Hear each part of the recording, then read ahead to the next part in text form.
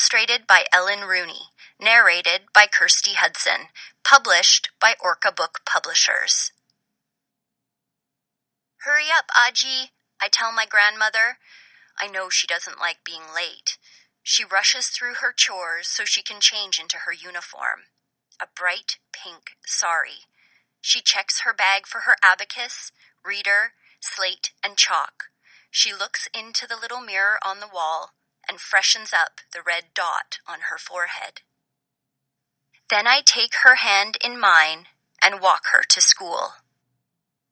Her school is a one-room bamboo hut at the end of the mango grove. It has a thatched roof, and the mud floor is covered with mats for the grandmothers to sit on. The door is decorated with marigold garlands, and inside there is a big chalkboard. The grandmothers sit in rows, ready to practice the alphabet on their slates and show their work to the teacher. Aaji started school a year ago. My teacher said almost everyone in the village could read, write, and count, except for all of the grandmothers. So he built Aajibaichi Shala, grandmother school. Ajoba, my grandfather, shook his head and said that learning at this age was a waste of time, but most of the people in the village were happy for the grandmothers. When Aaji first learned to spell her name, she did a little dance. Then she went to the bank. The rude man behind the counter had always dismissed her, saying people who give thumbprints instead of signatures have to wait. He made her feel small. "Now I'll show him I can sign my name," she said. In the evenings, we huddle together, share stories, and do our homework. When Aaji needs help, she whispers in my ear.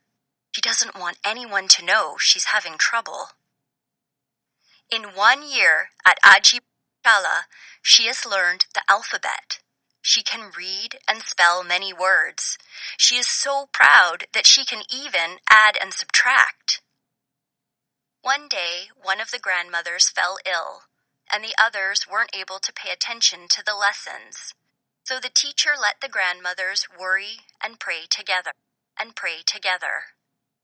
That night, Aaji hugged me a little tighter and said, "When I die and my Creator asks me what I did with my life on earth, I'll say I learned to sign my name." "Aaji," I reminded her, "you can also read words like cloud, sky, rain, tree, mango, water, bird, hill, river." "Yes, and I'll take all those words with me to the next world." On days when Aaji falls asleep before me, I can hear her chanting rhymes in her sleep, the ones the teacher has asked her to memorize. I am so proud of her. Most days after the evening meal, she tells me stories before I sleep. My favorites are about the warrior king who was brave, kind, and clever. King Shivaji was courageous and won many daring battles. He never hurt those he didn't need to. I especially love the story where King Shivaji escaped from a prison by hiding in a large fruit basket, outwitting Aurangzeb, the cruelest emperor that ever ruled India.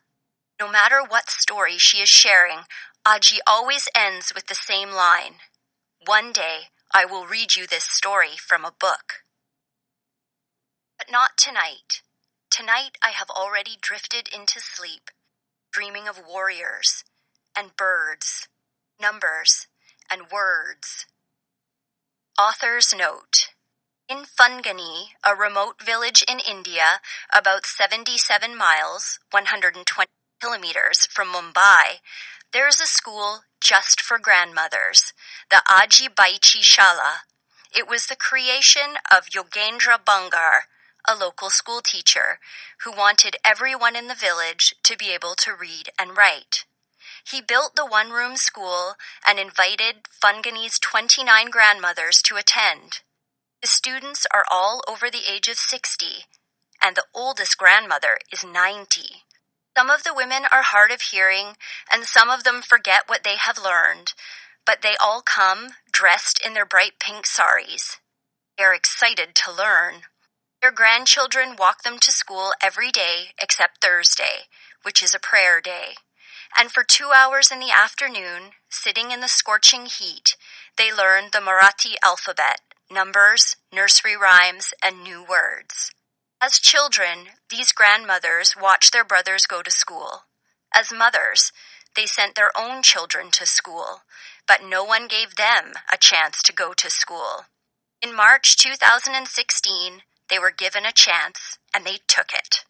Like their warrior king Shivaji, these courageous grandmothers escaped the prison of illiteracy and no longer endure this shame. You have been listening to Grandmother School, written by Rina Singh, illustrated by Ellen Rooney, narrated by Kirsty Hudson, published by Orcabook Publishers. For more great titles, please visit orcabook.com.